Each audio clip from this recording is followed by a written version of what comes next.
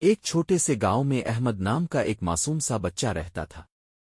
وہ پیدائشی طور پر ایک ٹانگ سے معذور تھا، مگر اس کی آنکھوں میں بڑے بڑے خواب بستے تھے۔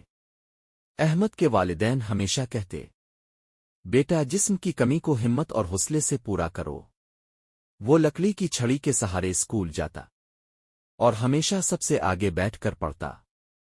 ایک دن گاؤں میں کھیلوں کا میلہ لگا اور سب نے کہا کہ احمد دوڑ میں حصہ نہ لے، مگر احمد نے مسکرا کر کہا، جیتنا ضروری نہیں، کوشش کرنا ضروری ہے۔ دوڑ شروع ہوئی۔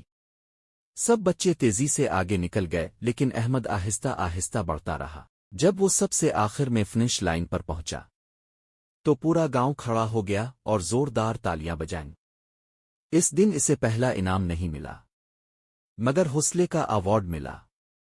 احمد بڑا ہو کر ایک استاد بن گیا اور اپنے شاگردوں کو یہی سکھاتا، معذوری رکاوٹ نہیں، اگر خواب زندہ ہوں تو راستے خود بن جاتے ہیں۔